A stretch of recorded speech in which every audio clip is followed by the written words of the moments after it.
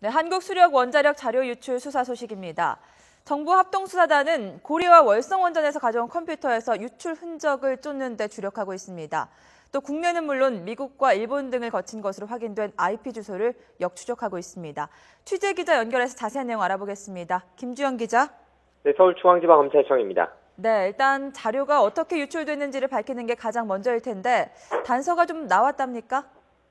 네, 합수단은 70여 명이 모두 투입돼 유출범의 흔적을 찾는 데 주력하고 있지만 유출 윤곽이 드러나기까지는 적지 않은 시간이 걸릴 전망입니다. 어제 검찰 관계자는 고도의 전문성을 가진 집단의 범행으로 추정된다고 밝히기도 했는데요. 합수단은 한수원 내부에서 자료가 유출됐을 가능성도 염두에 두고 있다고 밝히고 있지만 일단 수사는 해킹 쪽에 무게를 두고 진행되고 있습니다.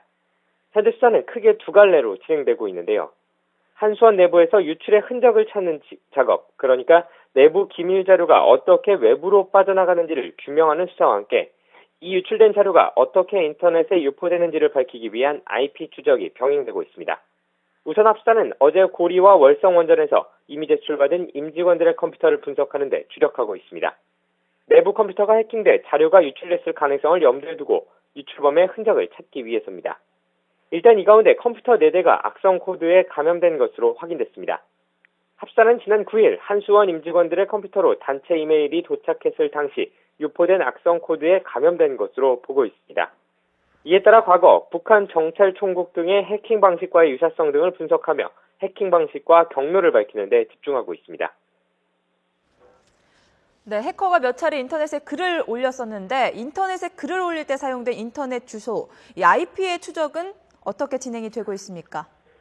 네, 현재까지 한수원 자료가 공개된 건 모두 4차례입니다. 포털 사이트 네이버 블로그를 통해 2차례, 트위터를 통해 2차례 공개됐는데요. 일단 글을 올릴 때 사용한 블로그 아이디는 도용된 것으로 확인됐습니다. 다만 이 글을 올릴 때 사용한 IP 주소가 국내는 물론 미국과 일본 등을 거친 것으로 확인됐습니다. 수사 상황에 따라 IP 경유지는 더 늘어날 가능성도 커 보입니다. 우선 합수단은 자료를 공개하며 글을 올린 최초의 IP 주소를 찾는 데 주력하고 있는데요. 하지만 여러 IP 주소를 옮겨 다니는 등 경로가 복잡하게 엉켜 있어 추적 작업이 속도를 내지 못하고 있는 것으로 전해졌습니다. 이와 함께 합수단은 트위터 계정에 대한 추적을 위해 트위터 서버가 있는 미국에 공조 수사를 요청하고 답변을 기다리고 있습니다. 지금까지 서울중앙지검에서 YTN 김주영입니다.